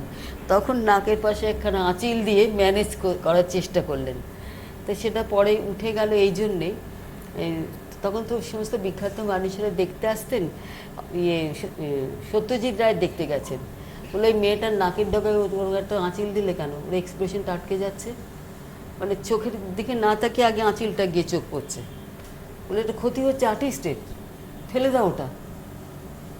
তখন শক্তিদা বলে না, ওর এত ব্রাইট মুখ, কিছুতেই বলে থিয়েটারে সব কিছু এসে যায় না, ও যে অ্যাক্টিংটা করছে সেটা তো পারফেক্ট হচ্ছে, তাহলে হয়ে গেল। কাকেই বা মানায় থিয়েটারে, তাই না? কাউকে কি মানিয়েছে? সুতরাং আমাকে হয়ে উঠতে হবে এই চরিত্রটা, ব্যাস হয়ে গেল, আঁচিল থেকে রক্ষা পেলাম। তা সুতরাং যারা আমার ছেলে মেয়ে করেছে তারা আমার চেয়ে তো অনেকে বড়, বিশেষ করে তরুণ আমার চেয়ে তো বড়, এবং ওকে ধরতেও আমার খুব অসুবিধা হচ্ছে। ও আমার ছেলে করছে, ও একটু মেন্টালি গন্ডগোল থাকবে একটা জায়গায়, কিন্তু আমার ওসব কোনো দিন ছিল না। যেহেতু আমার 11 বছর বয়সে মা মারা গেছে, তো আমি সংসারটাকে জড়িয়ে থেকেছি, আমার বাবাই ছিল, বাবা মা সব, সুতরাং সবাইকে জড়িয়ে মরিয়ে মানে থাকতে ভালোবাসি। যখন ওকে ধরতাম, ও টলমল করতে খালি ছাড়াবার চেষ্টা করতো, কেন আমার একই বয়সী, প্রায় 2-3 বছরেরও বড়, ও তো লজ্জা করছে, ও তো মনে করতে পারছে না আমি মা, কিন্তু আমি অনায়াসে আমি এটাকে তরুণকে মনে করছি এটা আমার 8 বছরের বাচ্চা। তাকেই বলছে কি হয়েছে বাবা, কিচ্ছু হয়নি, এই তো আমি এই তো এই সেবার আমি গায়ে হাত বুলেছি, দেখবি ভালো লাগবে, শো। মানে এই জায়গায় আমি চলে যেতে পারতাম, যে আমি ভাই বোনদের সঙ্গে ওইসবই করেছি। আচ্ছা মায়াদি, এখানে আমার একটা প্রশ্ন, এই যে চলে যেতে পারতেন, এটা কি আপনার দেখা থেকে এসছে? অসম্ভব আমি দেখেছি, চিরকাল আমি দেখার চোখটা আছে। সময়টা একটু বলে নি, বিভাসদার ক্ষেত্রেও যেটা হয়েছে আমার সঙ্গে কথাবার্তায়, তখন একটা বাংলাদেশ মানে পূর্ব পাকিস্তানের থেকে একটা উদ্বাস্তু আসা, তাদের জীবন এবং সেই নিম্নবিত্তের পরিবারের একটা ভয়ঙ্কর দুর্দশা, সেটা একটা থিয়েটারের মধ্যে কোথাও উঠে আসছে আপনাদের মধ্যে গিয়ে, যখন একা থেকে একটু বেরিয়ে এসে অন্যরকমভাবে বেরিয়ে আসছে। সেই দেখাটা আপনি সমাজ থেকে এবং থিয়েটার থেকে যতই মিল অমিল থাকুক না কেন, একটা তো সূত্র থাকে, সেটা কিভাবে পাচ্ছেন? পাচ্ছি যেহেতু যে আমাদের মানে অরিজিন কিন্তু বাইরে, হ্যাঁ, সেখান থেকে আমার বাবা 9 বছর বয়সে যখন আমার ঠাকুরদা বুঝতে পারলেন যে এখানে বেশি দিন থাকা যাবে না, পুরো সংসারটাকে নিয়ে 10 ঘরে চলে এলেন, নিয়ে মানে আমাদের গ্লাস অ্যান্ড উড সাপ্লায়ার ছিলেন, মানে পারিবারিক ব্যবসা। তা কাকারা উডটা নিলেন, আমার বাবারা গ্লাসটা নিল। আর আমার মাও খুব অসুস্থ ছিলেন, মানে আমি জন্ম থেকেই দেখছি আমার মা খুব অসুস্থ, যদিও আমার বাবার দ্বিতীয় পক্ষের স্ত্রী আমার মা, তা সত্ত্বেও মাত্র 35 বছর বয়সে আমার মারা গেছেন। তো সুতরাং এইগুলো ধারাবাহিকভাবে যে আমরা খারাপ হচ্ছি, আমাদের অভাব মানে গ্রাস করে ফেলছে, না আমি থিয়েটারে আসার কথা না, আমি যে বাড়ির নেই, আমার থিয়েটারে আসার কথা না। বাবা বলতেন যে আমি তখন যেখানে থাকতাম তার পাশে হচ্ছে ডাফরিন হসপিটাল, যে যদি করতে হয় তাহলে হয় মাস্টারি করবে, আর নয় মেয়েদের ওই হাসপাতালে কাজ করবে, নার্সিং। তা উনি খুব মন দিয়ে কাগজ পড়ে, একদিন কাগজে কি পেয়েছে যে ট্রেনিং নার্স নেবে তারা, আমাকে ঠেলে পাঠিয়ে দিল। আর আমি তো নার্সিং ভালোই পারি, বাচ্চা বয়স থেকে এইসব করছি। তারা আমাকে যা যা প্রশ্ন করেছে আমি বলেছি, তা ও খুব খুশি হয়েছে, বলে খুব ভালো আছে, চলে এসো। নিয়ে তখন স্কুল থেকে তুমি তখন পড়ছি আর কি, সার্টিফিকেট নিয়ে এসো। তখন তো আমার 18 বছর বয়স হয়নি, আমি কি করে সার্টিফিকেট চাইবো? তো বাবা বললো হলো, তাহলে যে না হবে না। কেন? না, ওরা সার্টিফিকেট স্কুল থেকে নিয়ে যেতে বলেছে। বলো সামনের বছর যাবে, আর কিছু করো না। তখন আমি পাগলের মতন কাজ খুঁজে বেড়াচ্ছি, মানে বই বাঁধার জায়গায় যাচ্ছি, গিয়ে দেখে হচ্ছে বাবা সারাদিন ওই ঘাড় নিচু করে বইয়ের, আমার দ্বারা হবে না। একটু সুখী ছিলাম আর কি ছোটো বয়সটায়, পালিয়ে এসেছি। বাবাই ঠেলে পাঠাচ্ছে আর কি, মানে কী করবে, অভাব বাধ্য করছে। যার জন্যে আমার বাবা, আমি অভিনয় করার 10 বছর পরে মারা গেছেন, কিন্তু আমার অভিনয় দেখেননি, কোনোদিন দেখেননি। ওই ক্ষোভটা থেকে গেছে যে আমিই পাঠিয়েছি মেয়েটাকে থিয়েটারটা করতে, বাধা তো দিইনি, তাই না? জোর করে যদি আমি আটকাতাম, কিন্তু একদিক দিয়ে মনে হয় যে বাবা বাধা দেয়নি বলে আমি এই জায়গায় আজকে তো আমরা পেয়েছো। আর আমি তো নার্সিংই করছি, তাই না? এই যে এত মানুষের ভালো লাগছে, এত মানুষের চোখের জল, হাসি, কান্নার আমি অংশীদার হচ্ছে। এই যে আজকে আমি 33 বছর একা, আমি তো একা নই, এই সমস্ত চরিত্রগুলো আমাকে ঘিরে ধরেছে। সর্বক্ষণ এদের সঙ্গেই আমি কথা বলি, যার জন্য আমি যে চরিত্রই করি না কেন দেখবে মনে হয় যে আমি কালকে করে এসেছি সেটা। হ্যাঁ, তা আমি তো বলবো যে এখানে যখন আসছেন তখন যখন একা থেকে পাল্টে যাচ্ছে তো, হ্যাঁ একদম ছায়ালোতে একটা চরিত্র অন্যরকম বয়স তার সব হ্যাঁ, পাল্টে। সব কিছু পাল্টে, তার অ্যাক্টিং এর তখন ধরন। আপনার কি মনে আছে ছায়ালোর কোনো সংলাপ হ্যাঁ। মনে আছে? একটু আমাদের শোনান। কেন বলছি, সেই বয়সটাতে আপনি কিভাবে বয়সটাকে ধরেছিলেন আমরা সেইটাকে জানার চেষ্টা ওই যে করি। বললাম, যেহেতু আমি আশেপাশে মানুষদের দেখতাম, তো সুতরাং আমি 2-3টি মানুষকে দেখে তাদের একটা কম্বাইন্ড জায়গা ধরে নিতাম। ধরে নিয়ে আপনি নিয়ে তার বসা, তার দাঁড়ানো, ওঠা, ক্লান্ত হয়ে বরের সঙ্গে মানে ঝগড়া করতে করতে ক্লান্ত হয়ে ঠিক আছে ঠিক আছে এসো, এই যে গলাটা চলে এলো, অনেকক্ষণ তো হচ্ছে তো, তারপর তো ছেলেদের তো একটা রোগ আছে, দূর থেকে খাবো না, চললাম, দুপুরবেলা বেরিয়ে যাবে, সে সুতরাং একটা কম্প্রোমাইজের দিকে গেল, ঠিক আছে এসো খেয়ে নেবে। যে এই জায়গাগুলো চলে আসতে পেরেছি আমি, খুব দেখতাম ছোট বয়স থেকে, খুব দেখার রোগ ছিল আমার। তাই সুতরাং ছায়ালো করতে আমার কোনো অসুবিধা হয়নি। খালি এই বয়সটাকে করা, আমি কখনোই কোমরে এটা করিনি। এগুলো খুব বাজে অ্যাক্টিং। শরীরের যে কষ্ট সেটা এরকম করে হয় না, ওটা স্টেজের জন্য কিছু কিছু আছে একদম টিপিক্যাল। তা আমি ওই রকম বয়স্ক কখনো করিনি। আমি গলায় কখনো ফিরেছো চা খাও এই করিনি। তো এইগুলো হাস্যকর অ্যাক্টিং। হ্যাঁ, সুতরাং আমার তো এই বয়স হয়েছে, তা 74 বছর বয়স ক্রস করে যাচ্ছে আমি, তা আমার কি গলা ওইরকম হয়েছে? তাহলে আমি কেন করতে যাব? তা তখনই ওই আমি করতাম না, যে খালি ওই শরীরের ভঙ্গিতে নিচু হতে গিয়ে কোথায় যেন লেগেছে একটা, একটু অনেকটা সময় নিয়ে উঠছে। এই অ্যাক্টিংগুলো আমি খুব মিশিয়ে দিতে পারতাম, যেটা বেলাবেলা কাজে লেগে গেছে।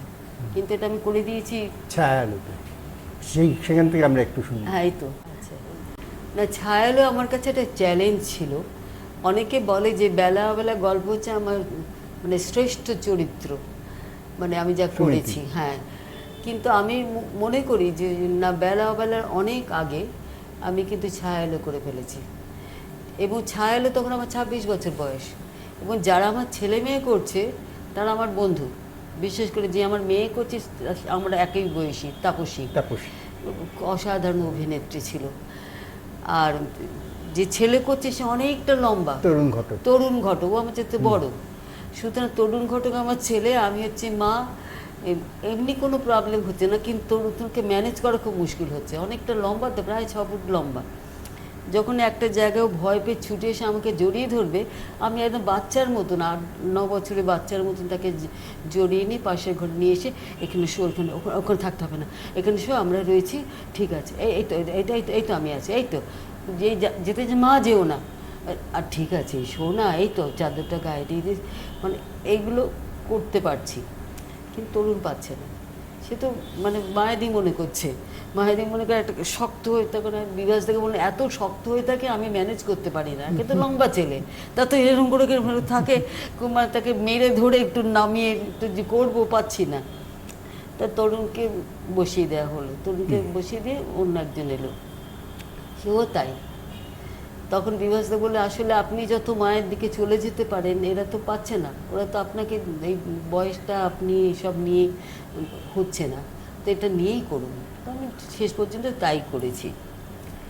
তো একটা জায়গার কথা বলি, যে ছেলেটা হচ্ছে মানে দুটো দলের খেতে ছেলেটি কারখানায় তার একটা হাত চলে যায়, ডান হাতটা চলে যায়, এবং মালিক প্রমাণ করে দিল যে ও নিজের দোষে হাতটা গেছে, সুতরাং চাকরিও গেল এবং ক্ষতিপূরণও পেল না। তারপর থেকে ছেলেটি অসম্ভব নিঃসঙ্গ হয়ে পড়ছে, এবং যে পার্টি করতো কারোর সঙ্গে আর কোনো যোগাযোগ রাখছে না, বেরোচ্ছে না। ছোট একটা ঘর আছে, যে ঘরে ঠাকুর টাকুর জিনিসপত্র থাকে, সেখানে একটা ছোট্ট চৌকিতে সে দিনরাত ওখানেই শুয়ে থাকে, বেরোয় না, কিচ্ছু না। মা বলে, ঠিক আছে বাবা, এক হাতে নিয়ে কোথায় যাবে, কোথায় আবার মারপিট করবে, থাক। তো এইরকম একটা ছেলেকে নিয়ে একটি লোক এলো সম্পত্তির খোঁজ দিতে, এসে তো খুব সম্পত্তি তো ভুল একটা খবর নিয়ে এসেছিল, মাঝখান থেকে যে সর্বনাশটি করলো, মেয়েটি সর্বনাশ করে দিয়ে সে চলে গেল। তা সুতরাং একটা গর্ভবতী কুমারী মেয়েকে নিয়ে মা শেষকালে বলছে যে ছেলেটি বেরিয়েছে, অনেক দিন পরে ওর কমরেডরা ওকে জোর করে নিয়ে গেছে যে মিছিলে যাবি, স্লোগান দিবি, পোস্টার লিখবি, এতে তোর ডান হাতের কী দরকার হয়, তুই বেরো, তুই কেন এরকম অন্ধকারের ভেতরে বসে আছিস, জোর করে নিয়ে গেছে। ইতিমধ্যে আর একটা পার্টি তারা রেডি ছিল, ওকে দেখেই আচ্ছা করে মেরে এমন মার মেরেছে যে ওকে হাসপাতালে দিতে হয়েছে। মা বেরিয়েছিল মেয়েকে নিয়ে মানে দেখা আমার জন্য, গিয়ে শুনলো যে এই কাণ্ড হয়েছে। সেটা অন্য দৃশ্য, আমি যে জায়গাটা বলছি, এসে দেখে ছেলে নেই। মানে সেই বিকেল থেকে আরম্ভ করে এখন প্রায় মানে 10টা বেজে গেছে, যেখানে যত খবর আছে ছুটে ছুটে বেরিয়ে যে আমার ছেলেকে দেখেছো দেখেছো, কেউ আর বলতে পারে না।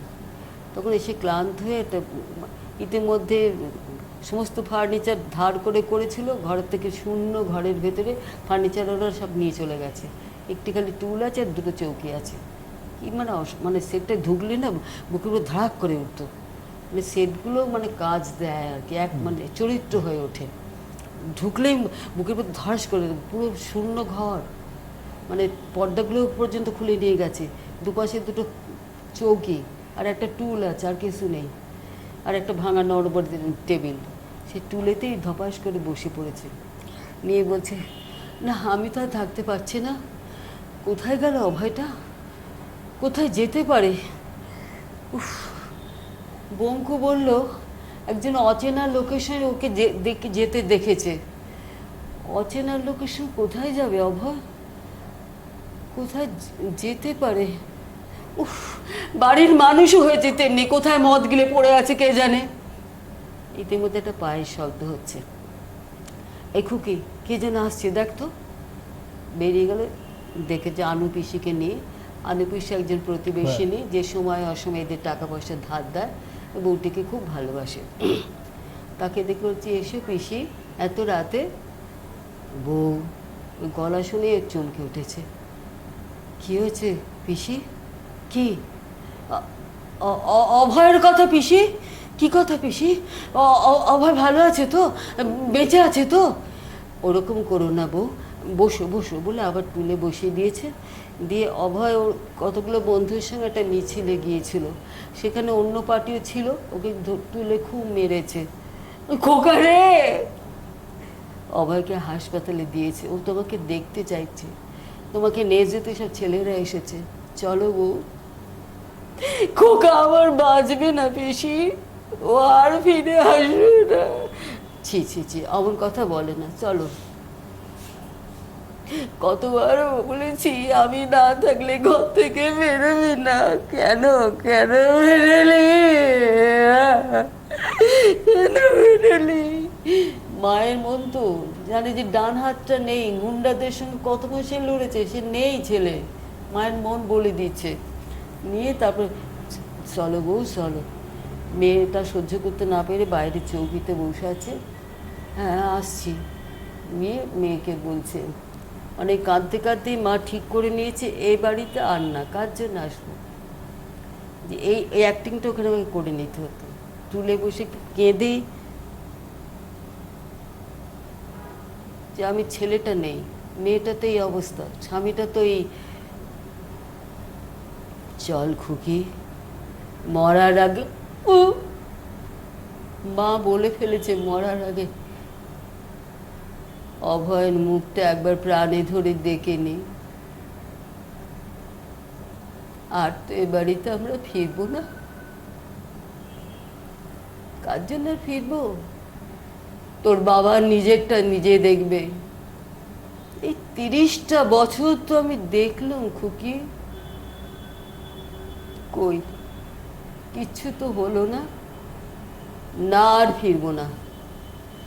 তোর মাসির বাড়িতে একটা ঘর নিয়ে আমরা মা মেয়েতে থাকবো, তোর বাচ্চাটাকে মানুষ করতে হবে, তো বড় করতে হবে, বাঁচিয়ে রাখতে হবে, ওর জন্যে তো বেঁচে থাকতে হবে। ওকে বাঁচিয়ে রেখে কি হবে মা, ওর তো বাবা নেই, না থাক, ও দুটো মা আছে না, মা মেয়েকে দাঁড়া দাঁড়া আসছি। এবারে যে ঘরে ছেলে শুয়ে থাকতো সেই বালিশটাকে খামচে ধরে 30 বছর যেখানে জল বাতাস দিয়েছে সেই ঠাকুরের কাছে বসে পড়েছে, নিয়ে বলছে, ঠাকুর আমি যা পর্যন্ত আমার খোকাকে বাঁচিয়ে রেখো ঠাকুর, চোখের দেখাটা যেন দেখতে পাই, ও যেন মা বলে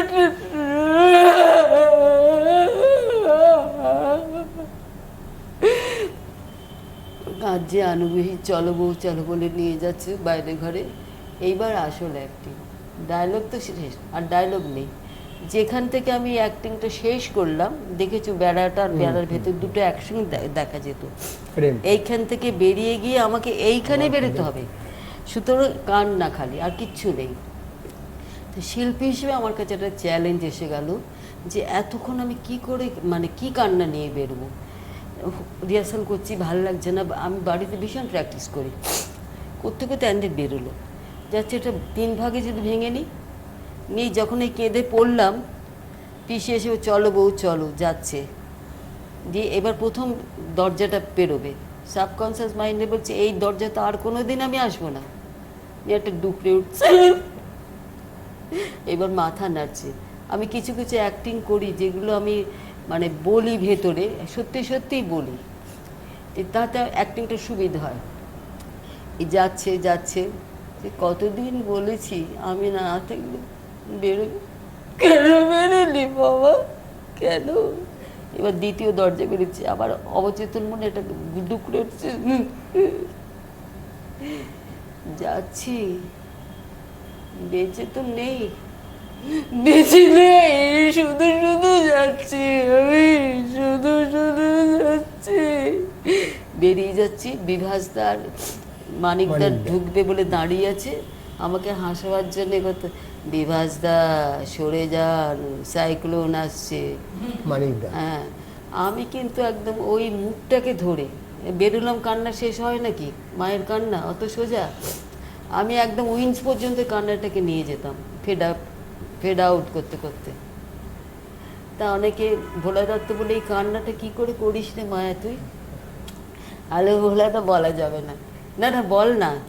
মানে এক একটা শিল্পীর এক এক রকম মেথড আছে, আমার কিছু কিছু আছে যেগুলো ওটা আমি অ্যাপ্লাই করি, এটা অন্যরা হলে পারবে না, গুলিয়ে টুলিয়ে এক এক বিচ্ছিরি করে ফেলবে। সুতরাং এই যে কান্নাটা 3টে ভাগ করে নিলাম। এইবার আসল ঘটনা হচ্ছে যে আমার বাবা মারা গেলেন 70 সালে, আমাদের বাইরের শো হচ্ছে, প্রথম দিন হচ্ছে ললিতা, আর দ্বিতীয় দিন, প্রথম দিন হচ্ছে ছায়ালে, দ্বিতীয় দিন ললিতা, দুটো ডিফারেন্ট টাইপ অফ ক্যারেক্টার একদম। আমার বাবা মারা গেলেন, এই দুটো শো ধানবাদে নেওয়া হয়ে গেছে।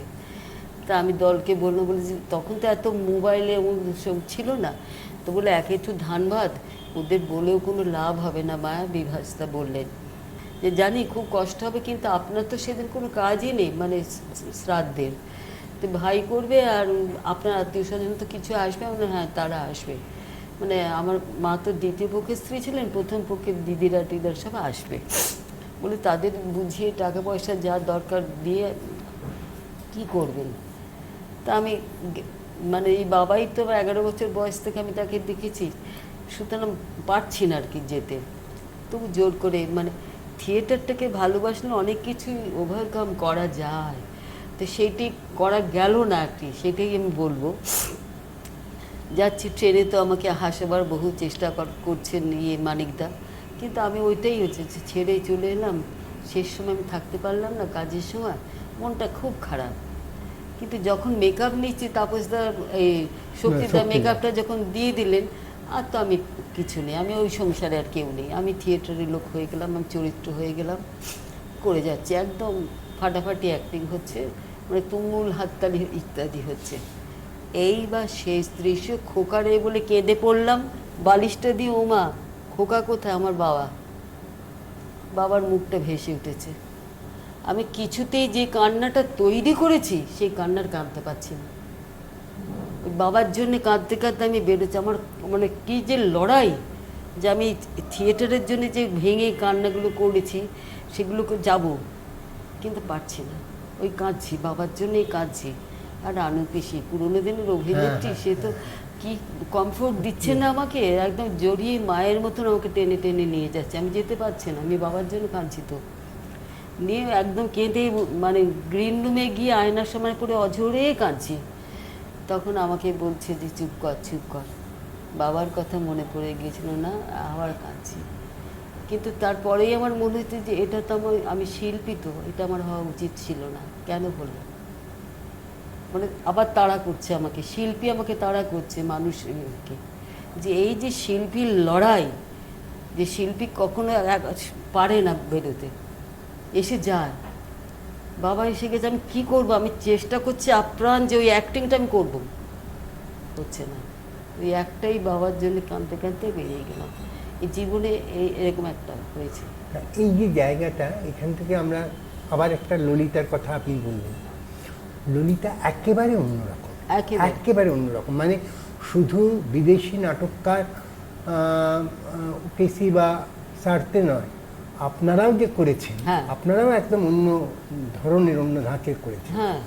টুকরো কথাটা একটা জেনে নিই, সেটা হচ্ছে যে হাঁড়ি ফাটিবে বলে নাটকটায় আপনার একটু আপত্তি ছিল, সেটাতে আমরা খুব একটা বেশি যাচ্ছিও না।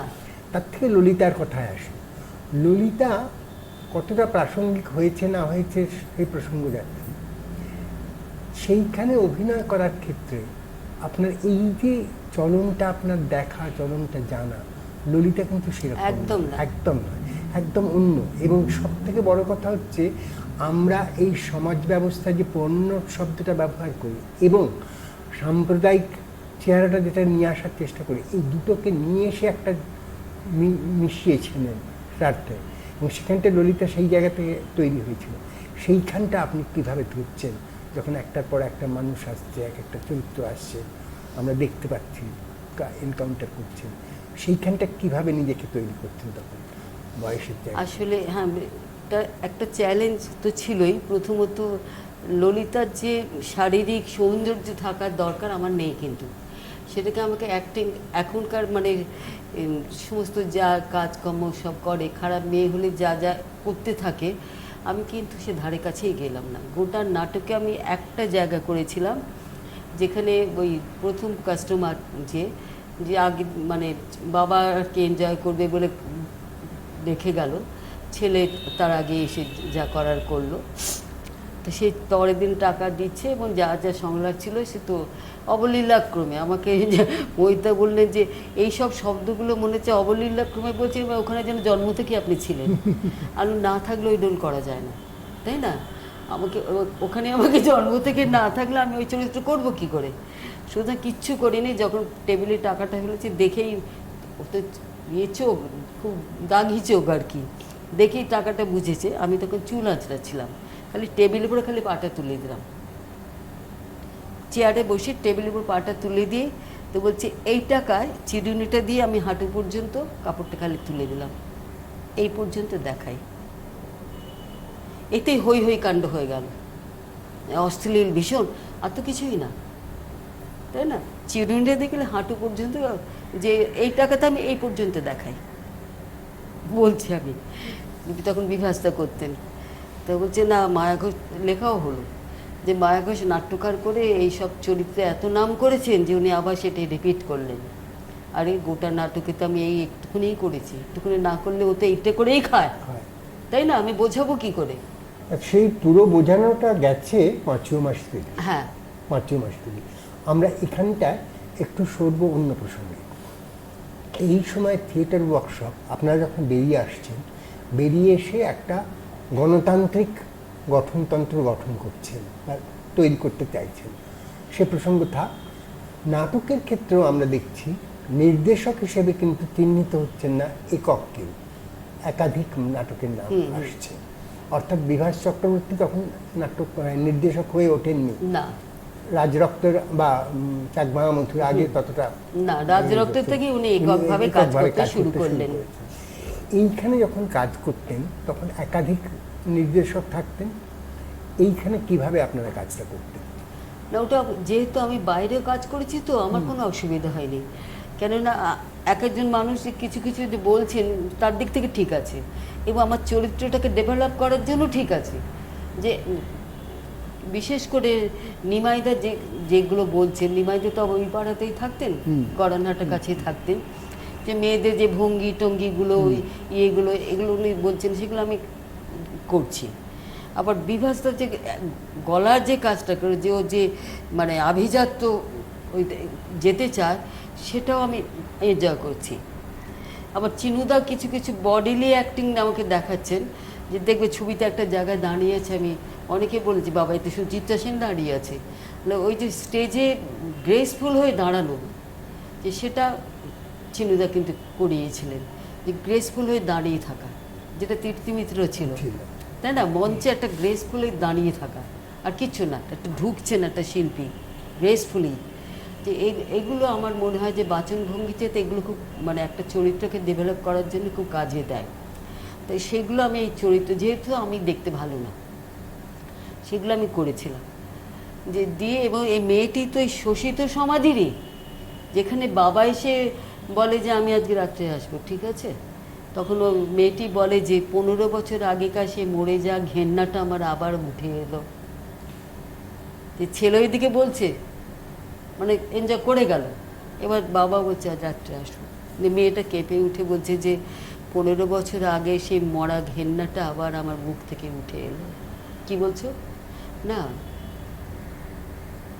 তা সুতরাং এই শোষিত সমাজের একটা মেয়ে, এবং আরেকটি যে এলো মুসলমান যে শ্রমিক, তাকে তো বাঁচাবেই, কিন্তু বাঁচাতে পারলো না এই লোকগুলোর জন্যে।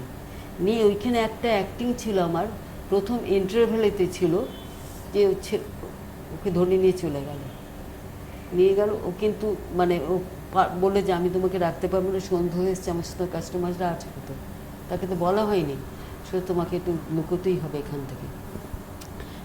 সে মানে যেতে চায় না, কোথায় বলে যে এইটুকুন ঘরে তোমাকে কোথায় লুকিয়ে রাখবো। নিয়ে কিন্তু ওই যারা ওকে খুঁজতে বেরিয়েছে তারা কিন্তু আশেপাশে রয়ে গেছে, সেটাও সে মুসলমান শ্রমিক জানে না। সুতরাং ওই বেরিয়ে গিয়ে একটা ঝোপের ভেতরে ঢুকে বসে আছে, মানে রাত্রিবেলা ওকে মানে আসবে আর কি, বেশি রাত হলে এর বাড়িতে আসবে।